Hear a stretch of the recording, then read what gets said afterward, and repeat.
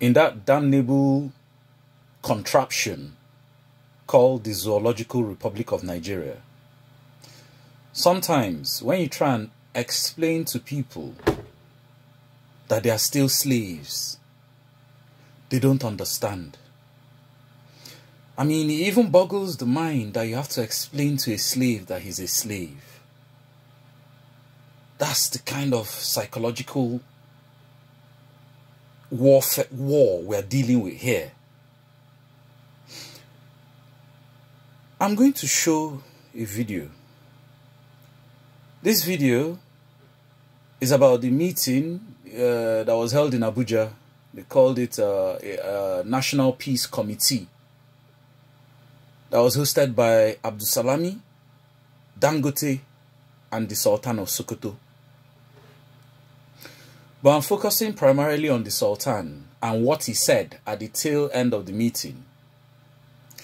This Sultan of Sokoto is the head of your traditional leaders in that zoo, Nigeria.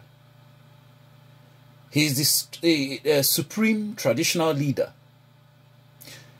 Now I'm going to play two clips from the video. And I'm going to start with the first clip where this guy is actually talking about values. So that maybe you can begin to understand the kind of values that your Nigeria is built on. So the issue that I want to, for the youthful engineer, finally, is that you made very valid comments which are supposed to be our values as human beings, because we did not create ourselves. God created us. And when God was creating us, he did not ask us, where do you want me to bring you into the world? We just found ourselves in various places. Maybe I would have been somebody on the high seas, who knows? But I found myself here today from the northern part, from a Fulani stock, and as a Muslim. So we did not ask God to bring us into the world. So what we need to do is, like what Mike really said, is for us to really see who we are and work for humanity, because we're individuals first, yes, but to have to close ranks, work for humanity. And while working for humanity, you have to respect your own religion. And when you respect your religion, definitely you find things going right for you. Christianity and Islam are two major religions we have in this country, and we all know that we have NAREC, in which we meet from time to time to discuss. So the only point I want to add to this one is, when Mike made some comments, I was shaking my head in agreement with him. And also when former Minister Hong also made comments, I would also agree with him. They happen to be from the same part of the country. Now, first things first, did you notice the head that popped in from the left side of the screen? His right-hand man.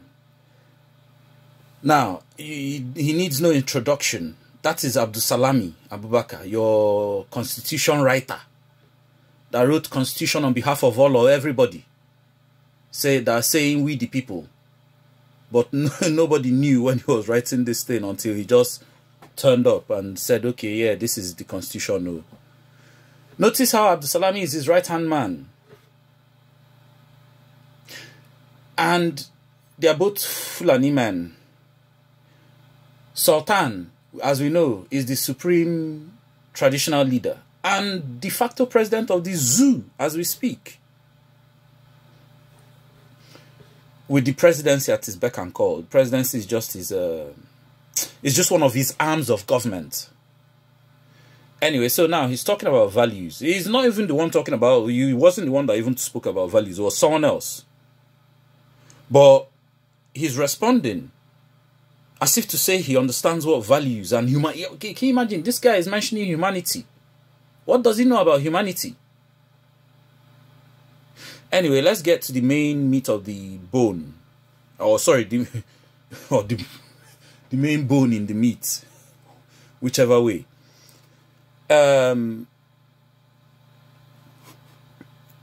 Start from... Oops. Yeah. Former Minister now listen carefully. Comments, I would also agree with him. They happen to be from the same part of the country, from northeast, from Adamawa, where they grew up, sort of. I grew up in a family. I grew in a family where an Igbo man was the closest person to my father. An Igbo man called Mamandeke was closest person to my father, and he was entering any part of the palace into the women's haram and everything. An old man. He died in the palace at 112 years. His grave is right behind my room there in the palace. That's the area, that's the time when we never differentiate between Igbo, Yoruba, Hausa, and whatever. We see you first as human beings. And if you decide to follow any religion, it's your own problem. And we as leaders, we have to know that we are going to account for this leadership God gave us. If we don't do so here, when we do meet God Almighty on the D-Day, He's going to ask us. So please, let's put aside sentiments. Let's look at the various problems Nigeria is facing. Let's look at, let's look at being your brother's keeper. Because the two major religions all preach to us, ordered us to be your brother's keeper. So let's look at this and don't allow the elites, because the elites are few in number, but they are very, very vocal. They are the ones shouting, you want to break Nigeria, you want to break Nigeria. But the common man doesn't even notice Nigeria. He wants to eat one single meal a day, and that's all. That's what he needs. But you employ people, give them drugs, and then with few naira in their pockets, you find them burning people's homes and killing people and things like that. That is. Did you hear that? And when I ask this, I mean, did you hear the first part of what he said about the Igbo man in the palace? Did you hear that story? And I don't know if you really understand what was going on there. If you really understand what all the underlying undertones of what the Sultan said with that story of the Igbo man in the palace, there are 2 words and a sentence you should have picked out and analyzed further in your brain. And on analyzing this further, you will see why the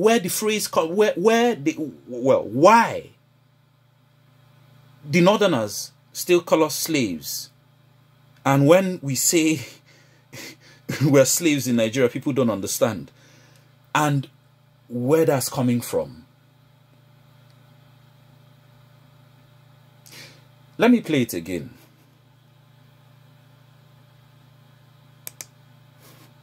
And we all know that we have NAREC, in which we meet from time to time to discuss. So the only point I want to add to this one is, when Mike made some comments, I was shaking my head in agreement with him. And also when former Minister Hong also made comments, I would also agree with him. They happen to be from the same part of the country, from northeast, from Adamawa, where they grew up, sort of. I grew up in a family. I grew in a family where an Igbo man was the closest person to my father. An Igbo man called Mamandeke was closest person to my father, and he was entering any part of the palace into the women's haram and everything. An old man. He died in the palace at 112 years. His grave is right behind my room there in the palace.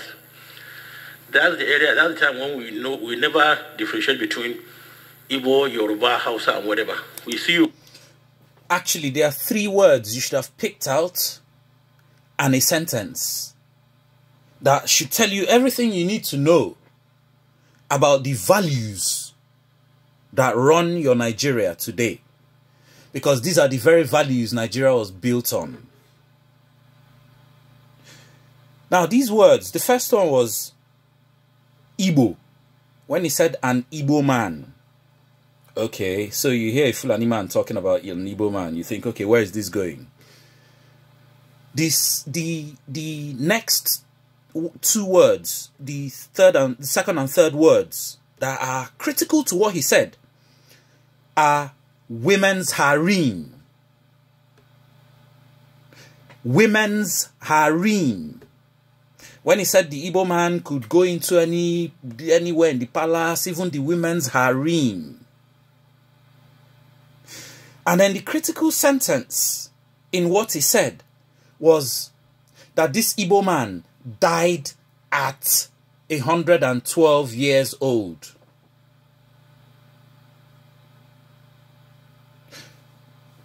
Okay, let's lay out all the evidence again on the for the vocal. So the first evidence, Igbo man.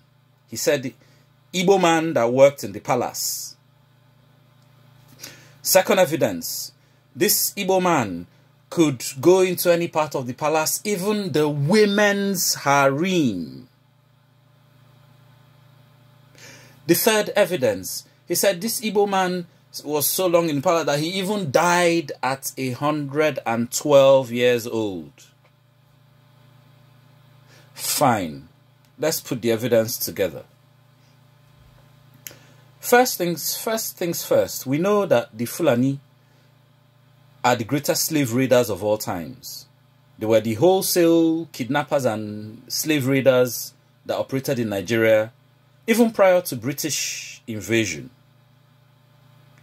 Sokoto, in the middle of the 18th century, had more slaves than in America. 2.5 million slaves in Sokoto, as opposed to about 1.5 million in America.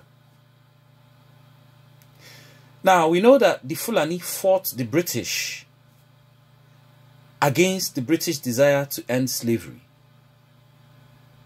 The so-called Emir of Kotangaras told the British that when they were fighting to stop him from enslaving people, he told the British that trying to stop him from enslaving people is like trying to stop a cat from chasing rats.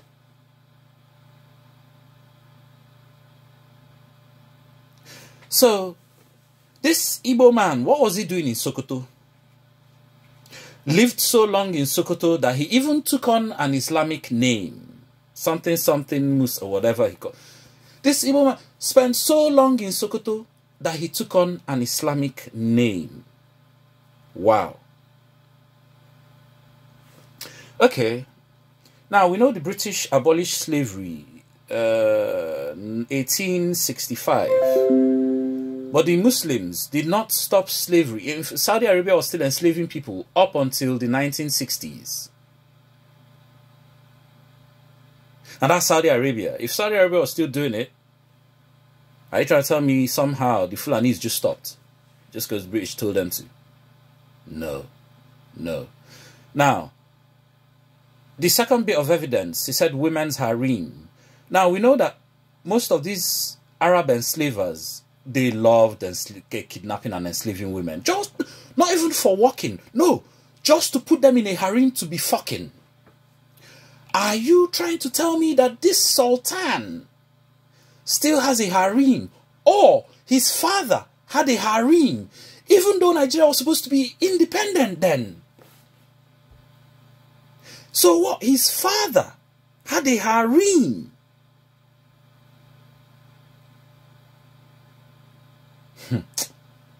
Zoo.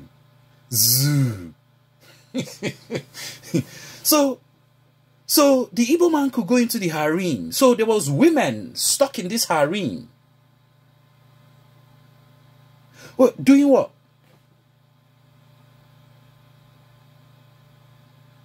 Okay.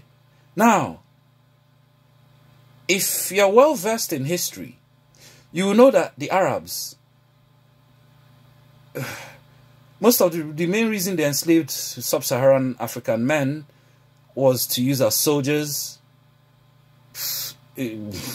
or to turn into eunuchs, especially to guard their harems. I hereby challenge the Sultan of Sokoto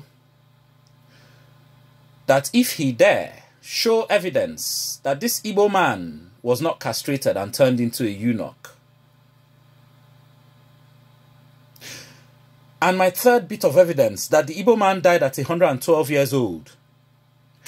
A little bit of research and technical scientific knowledge would let you know that that eunuchs, by virtue of losing their testes, thereby no longer being able to produce as much testosterone as a normal man, tend to live longer than a normal man.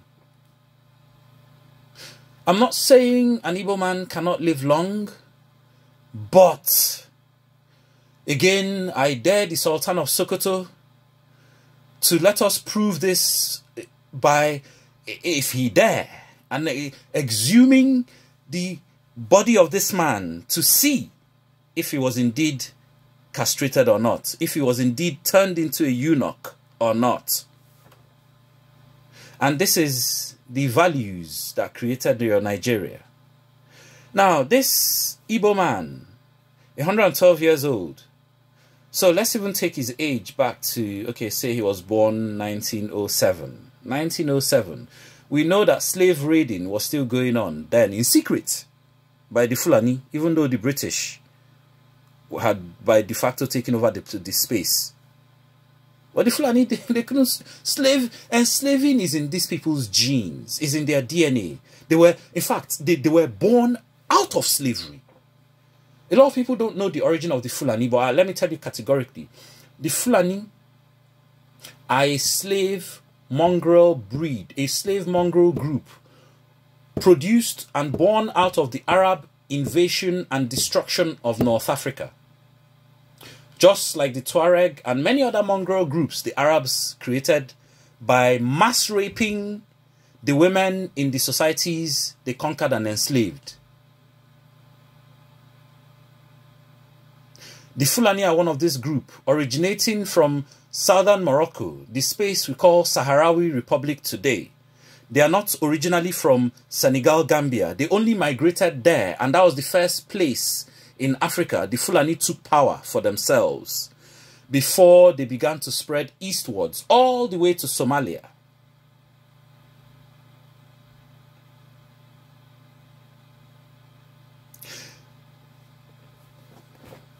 So there you go. These are the values your Nigeria was built on.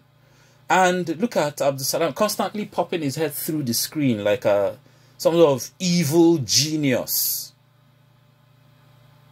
You know, these are the people that create your values for you in the zoo. And some people jump up every day shouting one Nigeria, one Nigeria.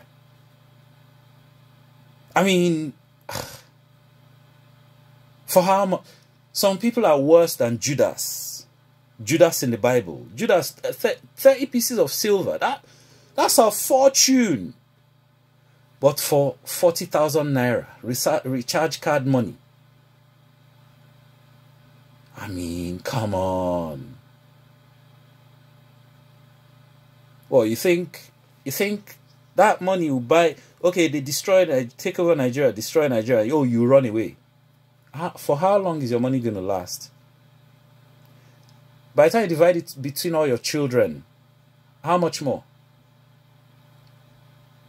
You die, they bury you somewhere else. Some people are just not serious. Anyway, there you go. That's your Sultan exposed. Your Sultan is still a slave runner. I dare him to come challenge me and prove that there are no slaves in his palace today. We know there are still slaves. We know there are still eunuchs, castrated Hausa men, and who knows from which other part of the country. When people hear about that little 12-year-old Edo girl that was kidnapped and found in what's this Emir's name? This one everybody was jumping up and down for. The one that was dethroned by Ganduje, Sanusi. What do you think was going on there? That girl was plucked, young, fresh virgin, to be installed in his harem. The guy that came up saying, oh, he married her, the other Weather House or Fulani man that came up saying him, that was just to remove Sanusi from the loop. That girl was kidnapped to order for Sanusi's harem.